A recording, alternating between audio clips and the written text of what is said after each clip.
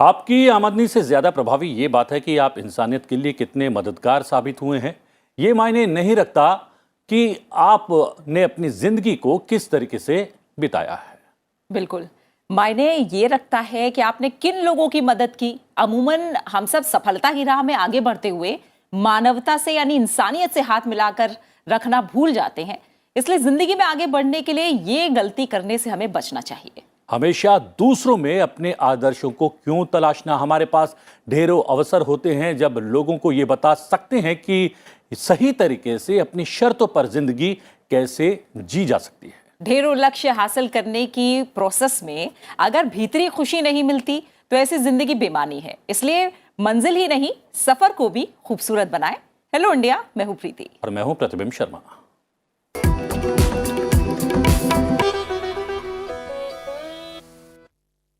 और आइए सबसे पहले जान लेते हैं कि आज हेलो इंडिया में क्या कुछ रहेगा खास। हेलो इंडिया में जानेंगे देश और दुनिया का हाल, नजर डालेंगे राष्ट्रीय खबरों पर, साथ ही जानेंगे राज्यवार खबरें और अंतर्राष्ट्रीय सुर्खियां भी। साथ ही बताएंगे आज की गतिविधियों के बारे में। करेंगे आज के दिन से जुड़ी खास बात। आज है वन दिवस, बताएंगे क्यों मनाया जाता है यह खास दिन। पलटेंगे इतिहास के पन्नों को भी, जानेंगे आज के दिन से जुड़ा हुआ इतिहास। साथ ही होगा हेलो इंडिया में बहुत कुछ खास, तो जुड़े रहिए अगले आधे घंटे हमारे साथ हेलो इंडिया में। और आइए शुरुआत करते हैं मुख्य खबरों के साथ।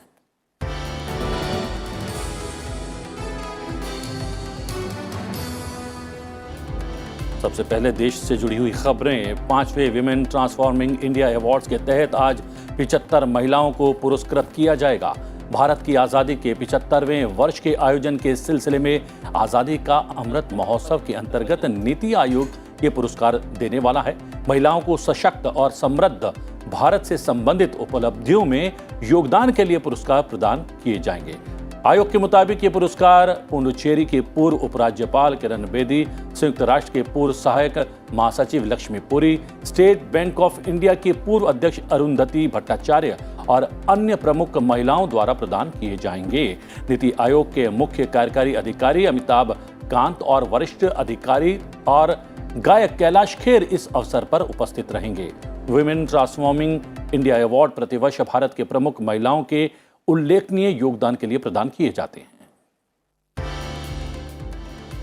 प्रधानमंत्री नरेंद्र मोदी ने कहा है कि दुनिया के समक्ष रूस यूक्रेन युद्ध और कोरोना वायरस महामारी जैसी चुनौतियों के मद्देनजर देश का आत्मनिर्भर बनना और अधिक महत्वपूर्ण हो गया है। इसके साथ ही उन्होंने लोगों से भारत में बने उत्पादों को बढ़ावा देने का भी आग्रह किया। प्रधानमंत्री नरेंद्र मोदी ने भाव वंदना पर्व के अवसर पर आयोजित कार्यक्रम को वर्चुअल माध्यम से संबोधित किया। स्वामीनारायण गुरुकुल विश्वविद्या प्रतिष्ठानम के गुरुदेव शास्त्री जी महाराज के जीवन पर आधारित एक किताब श्री धर्म जीवन गाथा के 6 खंडों का विमोचन भी उन्होंने किया। अपने संबोधन में उन्होंने कहा कि हमारे देश के महापुरुषों को, जिन्होंने भारत के पुनर्निर्माण में अहम भूमिका निभाई है, उन्हें हमें कभी नहीं भूलना चाहिए। लोकसभा अध्यक्ष ओम बिरला ने रविवार को यूक्रेन से भारत लौटे छात्रों से भेंट की। कोटा स्थित कैंप कार्यालय में हुई इस मुलाकात में स्टूडेंट्स ने उन्हें वापस लाने में भारत सरकार के प्रयासों की सराहना की। छात्रों ने बताया कि भारत सरकार हर कदम पर उनकी सहायता के लिए तत्पर थी, इसी कारण वो सुरक्षित भारत लौट सके। कोटा बूंदी प्रवास के दौरान लोकसभा अध्यक्ष कैंप कार्यालय में स्थानीय नागरिकों से मिले। उन्होंने दिव्यांग और वरिष्ठ जनों को मोटराइज्ड ट्राईसाइकिल भेंट की। लोकसभा स्पीकर ने स्थानीय लोगों की समस्याओं के निराकरण और विकास कार्यों को जल्द से जल्द पूरा करने को लेकर अधिकारियों को निर्देश भी जारी किए। मुंबई में भारतीय चीनी और इथेनॉल सम्मेलन 2022 में शामिल हुए केंद्रीय सड़क परिवहन और राजमार्ग मंत्री नितिन गडकरी। केंद्रीय मंत्री नितिन गडकरी ने इथेनॉल, मिथेनॉल, जैव डीजल, इलेक्ट्रिक, हरित हाइड्रोजन को भविष्य बताया और कहा कि भारत को ऊर्जा आयातक की बजाय ऊर्जा निर्यातक बनना चाहिए और किसानों को गरीबी से निकालने के लिए अन्नदाता की बजाय ऊर्जा दाता बनाना चाहिए। चीनी मंडी समाचार और सूचना पोर्टल द्वारा चीनी और सहयोगी उद्योगों के लिए इस सम्मेलन का आयोजन किया गया। बैठक में उद्योग से जुड़े घरेलू और वैश्विक अग्रणी विशेषज्ञ देश और अंतर्राष्ट्रीय स्तर पर चीनी के व्यापार में मुख्य चुनौतियों और जोखिम से निपटने संबंधी कार्यनीतियों पर भी चर्चा की गई। भारतीय प्रौद्योगिकी संस्थान खड़गपुर आज graduate aptitude test in engineering 2022 के स्कोर कार्ड जारी करने वाला है। 17 मार्च को परीक्षा के परिणामों की घोषणा कर दी गई थी। गेट 2022 स्कोर कार्ड डाउनलोड करने के लिए हम बता दें, उम्मीदवार अपने नामांकन आईडी या ईमेल पते और पासवर्ड के साथ gp.ac.in पर लॉगिन कर सकते हैं। भारत के लक्ष्य Sen all England badminton championship में उप विजेता रहे हैं। वो फाइनल में डेनमार्क के विक्टर एक्सेल्सन से हार गए। लक्ष्य सेन इतिहास रचने से चूक गए, लेकिन खेल प्रशंसकों का दिल उन्होंने जरूर जीत लिया। प्रधानमंत्री ने ऑल इंग्लैंड चैंपियनशिप के फाइनल में हार के बाद शटलर लक्ष्य सेन की जोशीली लड़ाई की सराहना भी की। और आइए अब एक नजर डालते हैं राज्यवार खबरों पर। उत्तराखंड की 5वीं नवगठित विधानसभा के लिए आज प्रोटेम स्पीकर और नवनिर्वाचित सदस्यों को शपथ दिलाई जाएगी। वहीं उत्तराखंड में नए मुख्यमंत्री पर फैसला करने के लिए बीजेपी विधायक दल की बैठक भी आज देहरादून में हो सकती है। एन बीरेन सिंह लगातार दूसरी बार मणिपुर के मुख्यमंत्री बने रहेंगे। भारतीय जनता पार्टी के केंद्रीय पर्यवेक्षकों के एक दल ने इम्फाल में इसकी घोषणा की। राज्य की पार्टी मुख्यालय में भाजपा विधायकों की बैठक के बाद केंद्रीय वित्त मंत्री निर्मला सीतारमण ने कहा कि नए निर्वाचित विधायकों ने सर्वसम्मति से एन बीरेन सिंह को विधायक दल का नेता चुन लिया है। आशा व्यक्त की कि ये निर्णय मणिपुर में राजनीतिक स्थिरता और सुशासन सुनिश्चित करने में काफी मददगार साबित होगा। गोवा में बीजेपी की नई सरकार का शपथ ग्रहण समारोह 23 से 25 मार्च के बीच हो सकता है। इससे पहले पार्टी आज गोवा के राज्यपाल से मुलाकात करके राज्य में अगली सरकार बनाने का दावा पेश करेगी। पार्टी की गोवा इकाई के अध्यक्ष सदानंद शेत तनवड़े ने कहा है कि आज शाम 4 बजे शुरू होने वाली विधायक दल की बैठक में सदन के नेता का नाम तय किया जाएगा। तेलंगाना के निजामाबाद जिले के बोधन कस्बे में रविवार को 2 समूहों के बीच छत्रपति शिवाजी महाराज की प्रतिमा लगाने को लेकर विवाद हो गया। इस दौरान दोनों पक्षों ने एक दूसरे पर जमकर पथराव किया। इसके बाद से इलाके में तनाव को देखते हुए धारा 144 के तहत निषेधाज्ञा लागू कर दी गई है। पश्चिम बंगाल सरकार कोविड-19 से बचाव के लिए 12 से 14 साल उम्र के बच्चों के टीकाकरण की शुरुआत आज से करेगी, जबकि पूरे देश में इस आयु वर्ग के बच्चों को टीका लगाने की शुरुआत बुधवार को हो चुकी है। केरल में 596 लोगों में कल कोविड-19 के संक्रमण की पुष्टि हुई है।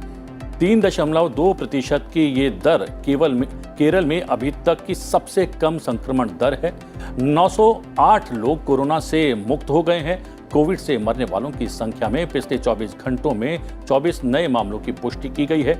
मरने वालों की कुल संख्या 67,339 हो गई है। केरल में संक्रमण के कुल मामलों की संख्या कम होकर 5,812 रह गई है। चक्रवात आसनी के प्रभाव से रविवार को बारिश और तेज हवाओं के कारण अंडमान और निकोबार द्वीप समूह के कुछ हिस्सों में आम जनजीवन प्रभावित हुआ। चक्रवाती तूफान के तेजी से द्वीप समूह की तरफ बढ़ने के मद्देनजर अंतरद्वीपीय जहाज सेवा के अलावा चेन्नई और विशाखापट्टनम समेत अन्य क्षेत्रों के लिए जहाज सेवाओं को भी रोक दिया गया है। मछुआरों को समुद्र में नहीं जाने का अलर्ट जारी किया गया है। जी हां, 8 प्रदेश में एक बार फिर झांसी सबसे ज्यादा गर्म रही। रविवार को अधिकतम तापमान 39 डिग्री सेल्सियस के पार पहुंच गया और ये इस सीजन का सबसे बड़ा गर्म दिन रहा। इस महीने पारा 40.5 डिग्री सेल्सियस तक पहुंच सकता है। झांसी के बाद प्रदेश में आगरा सबसे अधिक गर्म रहा, जहां अधिकतम तापमान 39.4 डिग्री रहा। फिर प्रयागराज और वाराणसी में 39.39 डिग्री सेल्सियस अधिक पारा पहुंच गया। दिल्ली में भी रविवार को अधिकतम तापमान 38.3 डिग्री पहुंच गया। सामान्य से ये 8 डिग्री ज्यादा बताया जा रहा है। और अब खबरें अंतर्राष्ट्रीय जगत से। प्रधानमंत्री नरेंद्र मोदी और ऑस्ट्रेलिया के प्रधानमंत्री स्कॉट मॉरिसन आज दूसरी भारत ऑस्ट्रेलिया ऑनलाइन शिखर बैठक में हिस्सा लेने वाले हैं। विदेश मंत्रालय के बयान के मुताबिक भारत और ऑस्ट्रेलिया के बीच पहला वर्चुअल शिखर सम्मेलन 4 जून 2020 के बाद आज दूसरा वर्चुअल शिखर सम्मेलन आयोजित हो रहा है। पहला शिखर सम्मेलन में दोनों देशों ने अपने द्विपक्षीय संबंधों का दर्जा बढ़ाकर व्यापक सामरिक भागीदारी कर लिया था। अर्ली हार्वेस्ट ट्रेड एग्रीमेंट के नाम से जाना जाने वाला भारत ऑस्ट्रेलिया अंतरिम व्यापार समझौता भी इसी महीने संपन्न होगा। साझेदारी को बढ़ावा देने के लिए दोनों देश ऑस्ट्रेलिया के कैनबरा में एक केंद्र भी बनाने वाले हैं। इसके अलावा अंतरिक्ष, साइबर गतिविधियों, प्रौद्योगिकी, कृषि, शिक्षा और प्रसारण पर भी घोषणाएं हो सकती हैं। पाकिस्तान के नेशनल असेंबली के अध्यक्ष असद कैसर ने प्रधानमंत्री इमरान खान के खिलाफ विपक्ष के अविश्वास प्रस्ताव पर चर्चा के लिए 25 मार्च को निचले सदन का सत्र बुलाया है। नेशनल असेंबली सचिवालय ने इस बारे में अधिसूचना जारी की है। संयुक्त विपक्ष द्वारा संविधान के अनुच्छेद 54 के अंतर्गत प्रधानमंत्री के खिलाफ अविश्वास प्रस्ताव का 8 मार्च को नोटिस दिए जाने के बाद नेशनल असेंबली के निचले सदन का सत्र बुलाया गया है। नेशनल असेंबली के जारी सत्र में प्रक्रिया के नियमों के अनुसार सदन के सचिव अविश्वास प्रस्ताव सदस्यों को भेजेंगे, जिसके एक दिन बाद इसे सदन में रखा जा सकेगा। रूस यूक्रेन जंग का आज 26वां दिन है। यूक्रेन के राष्ट्रपति जेलेंस्की ने रूस के साथ चल रही जंग के विश्व युद्ध में तब्दील होने का अंदेशा जताया है। उन्होंने कहा है कि हम रूसी राष्ट्रपति पुतिन से बातचीत के लिए तैयार हैं, लेकिन अगर बातचीत नाकाम हुई तो इसका मतलब तीसरा विश्व युद्ध होना तय है। वहीं न्यूज एजेंसी रॉयटर्स के मुताबिक रूस ने मारियोपोल शहर पर पूरे कब्जे की तैयारी कर ली है। रूस ने रविवार रात को शहर के एडमिनिस्ट्रेशन को सरेंडर करने को कहा है। हालांकि यूक्रेन की डिप्टी पीएम इरिना वेरेंचुक ने कहा है कि सरेंडर करने का कोई सवाल ही पैदा नहीं उठता। उधर रूसी सेना ने रविवार को मारियोपोल के एक स्कूल में बमबारी की। इस स्कूल में 400 लोगों ने शरण ले रखी थी। इसके बाद एक थिएटर पर भी बम गिराए गए, जहां करीब 1000 नागरिकों ने शरण ले रखी है। ब्रिटेन के प्रधानमंत्री बोरिस जॉनसन ने चीन को स्पष्ट संदेश देते हुए कहा है कि वो रूस यूक्रेन युद्ध में सही पक्ष का चयन करें। उन्होंने दावा किया कि बीजिंग में विचारों में बदलाव के कुछ संकेत मिले हैं। एक इंटरव्यू में ब्रिटिश प्रधानमंत्री ने आरोप लगाया कि रूसी राष्ट्रपति व्लादिमीर पुतिन एक नई वैश्विक सत्तावादी व्यवस्था स्थापित करने की कोशिश कर रहे हैं और इस कदम की निंदा न करके चीन इतिहास के गलत पक्ष की तरफदारी करने का जोखिम ले रहा है।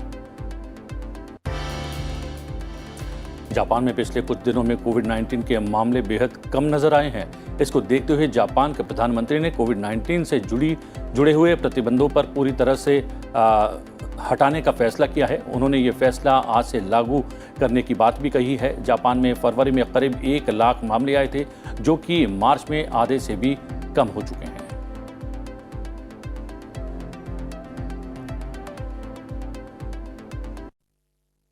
और अब आज की गतिविधियों पर डाल लेते हैं एक खास नजर। राष्ट्रपति भवन में राष्ट्रपति रामनाथ कोविंद नागरिक अलंकरण समारोह में पद्म पुरस्कार प्रदान करेंगे। देश के पहले सीडीएस जनरल बिपिन रावत को मरणोपरांत पद्म विभूषण से सम्मानित किया जाएगा। 128 लोगों को इस साल पद्म पुरस्कार से सम्मानित करने की घोषणा की गई थी। इनमें से 4 को पद्म विभूषण, 17 को पद्म भूषण और 107 को पद्मश्री से सम्मानित किया जाएगा। लोकसभा में सड़क परिवहन और राजमार्ग मंत्रालय की अनुदान मांगों पर चर्चा जारी रहेगी। नागर विमानन मंत्रालय, पतन, पोत, परिवहन और जलमार्ग मंत्रालय की अनुदान मांगों पर चर्चा और मतदान भी कार्यसूची में शामिल हैं। रेल मंत्रालय के कामकाज पर चर्चा राज्यसभा में जारी रहेगी। रेल को आधुनिक बनाने, यात्रियों को बेहतर सुविधा मुहैया कराने और सुरक्षा सुनिश्चित करने जैसे मुद्दों का होगा जिक्र। बीजेडी सांसद प्रसन्न आचार्य ने 16 मार्च को की थी चर्चा की शुरुआत। 2022-23 के लिए जम्मू कश्मीर के बजट पर राज्यसभा में चर्चा होगी। जम्मू कश्मीर विनियोग विधेयक और विनियोग सांख्यांक 2 विधेयक 2022 विचार और लौटाए जाने के लिए आज की कार्यसूची में शामिल है।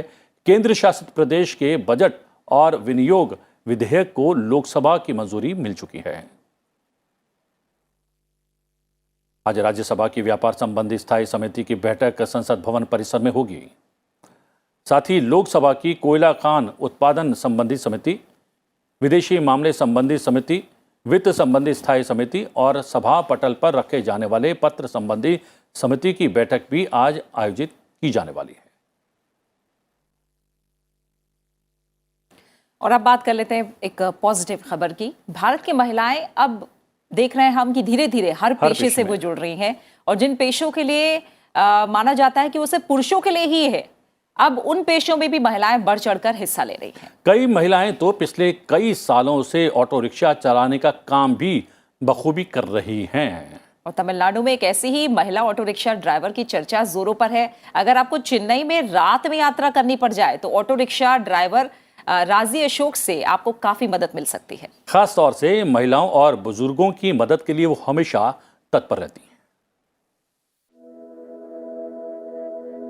चेन्नई में ऑटो रिक्शा ड्राइवर राजी अशोक आजकल सुर्खियों में है, क्योंकि वो महिलाओं और बुजुर्गों को मुफ्त में यात्रा करा रही हैं। करीब 23 सालों से ऑटो चला रही राजी अशोक ने छात्राओं, बुजुर्गों और महिलाओं को रात 10 बजे के बाद मुफ्त सवारी की पेशकश की है। इसके साथ ही वो किसी आपात स्थिति में यात्रियों को अस्पताल पहुंचाने के लिए भी तैयार हैं। महिला यात्रियों की सुरक्षा को ध्यान में रखते हुए इन्होंने 23 साल पहले रिक्शा चलाना शुरू किया था। 50 वर्षीय राजी अशोक कभी भी किसी महिला यात्री को मना नहीं करती। वो कॉल के बाद हर किसी की सहायता के लिए दौड़ पड़ती हैं। Almost 50 years, 23 years service this field. It's a very good field. It's a freedom. It's a good income, safety. Government school girls students free ride after 10 o'clock.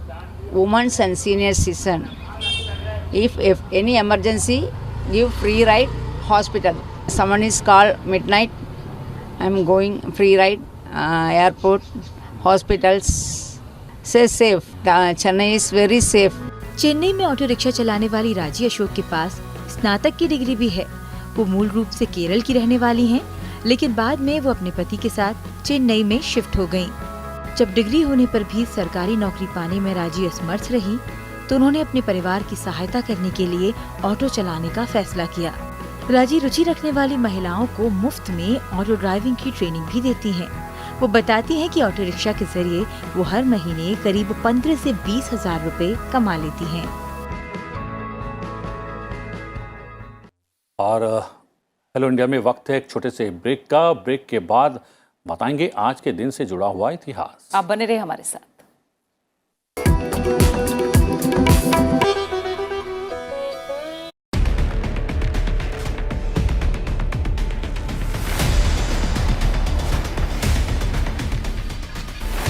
Nature and You, the Environment Series. Aim is to awake and aware people to protect our environment, be it climate or wildlife crisis, depletion of ocean resources, waste management issues. Only on Sunset TV.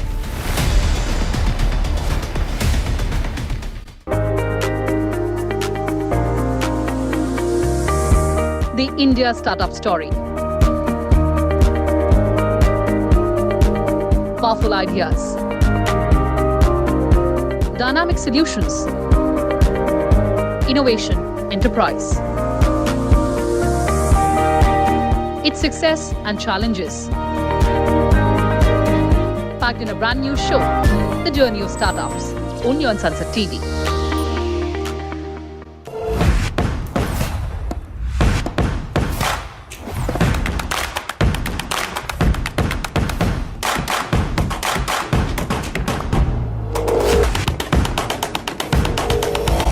No force can stop the change whose time has come. An emerging global power in a fast-changing geopolitical environment.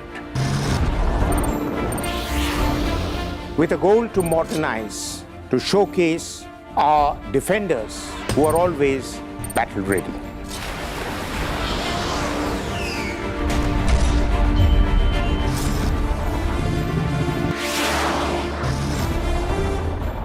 Watch our special presentations featuring India's defense forces and their capabilities in The Defenders, only on Sunset TV.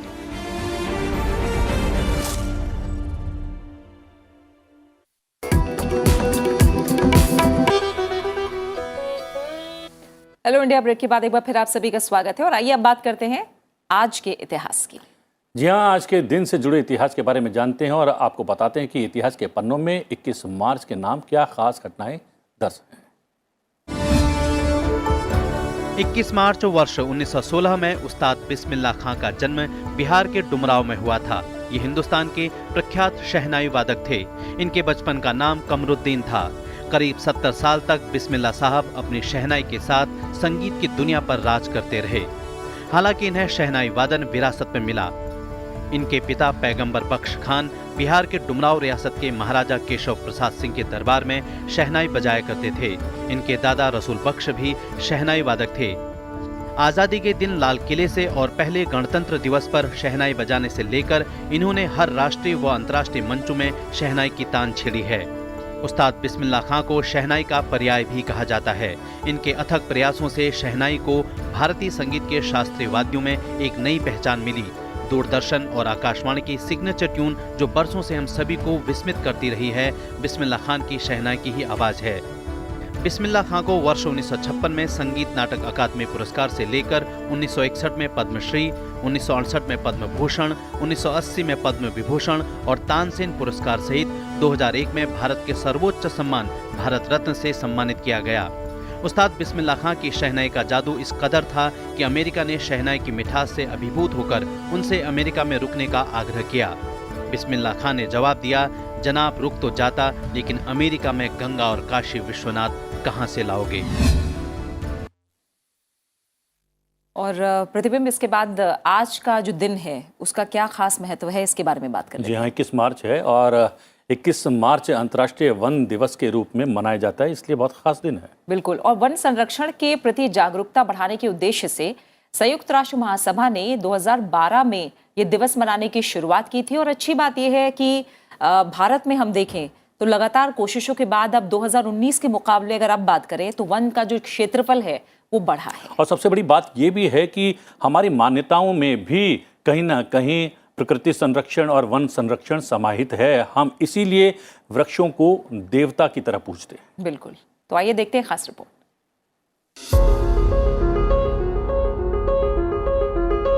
वनों का हमारे जीवन से गहरा संबंध है। One सिर्फ मनुष्य ही नहीं, पशु पक्षियों के भी जीवन का आधार है। पर्यावरण और जलवायु संतुलन, जलस्तर में वृद्धि, भूमि कटाव और बाढ़ जैसी विभीषिका को रोकने में वन अहम भूमिका निभाते हैं। लेकिन भारत समेत दुनिया भर में बीते कुछ वर्षों में वन संपदा का एक बड़ा भाग नष्ट हो गया है। इसके बाद उत्पन्न हुए पारिस्थितिकी असंतुलन ने आमजन से लेकर सरकारों तक को वन संरक्षण की दिशा में काम करने के लिए सचेत किया है। पूरे विश्व में हर वर्ष 21 मार्च को अंतर्राष्ट्रीय वन दिवस मनाया जाता है। वन संरक्षण के प्रति जागरूकता बढ़ाने के उद्देश्य से संयुक्त राष्ट्र महासभा ने वर्ष 2012 में इस दिवस को मनाने की शुरुआत की थी। ये दिन सभी तरह के वनों के महत्व के बारे में जागरूकता बढ़ाने के लिए मनाया जा रहा है। इस दिन सभी देशों को वनों और पेड़ों से संबंधित गतिविधियों का आयोजन करने के लिए स्थानीय, राष्ट्रीय और अंतर्राष्ट्रीय प्रयासों को प्रोत्साहित किया जाता है। इन गतिविधियों में वृक्षारोपण अभियान भी शामिल है। इस दिन का लक्ष्य लोगों को ये अवसर उपलब्ध कराना भी है कि वनों का प्रबंधन कैसे किया जाए और अनेक उद्देश्यों के लिए टिकाऊ रूप से उनका कैसे सदुपयोग किया जाए।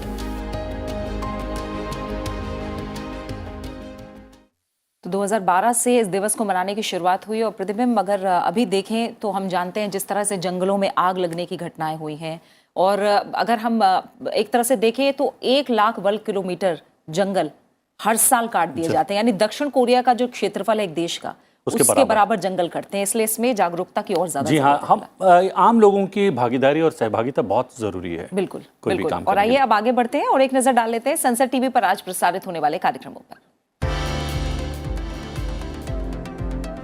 सुबह 10 बजे आप देखिए संसद में आज और 11 बजे से लाइव हाउस प्रोसीडिंग यानी संसद की कार्रवाई का सीधा प्रसारण आप देख सकते हैं संसद टीवी पर। और शाम 7 बजे मुद्दा आपका और शाम 7:30 बजे देखिए डिप्लोमेटिक डिस्पैच।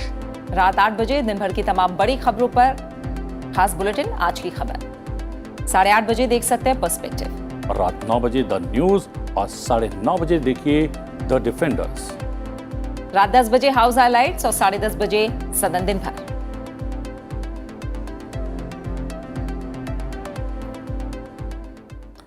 और अब चलते चलते क्या दिखा रहे हैं हम? प्रतिभा, चलते चलते आज हम दर्शकों को दिखाएंगे और लेकर चलेंगे हिमाचल प्रदेश के काजा, जहां की शानदार तस्वीरें आप देखिए। इन दिनों यहां 11वीं नेशनल आइस हॉकी चैंपियनशिप चल रही है।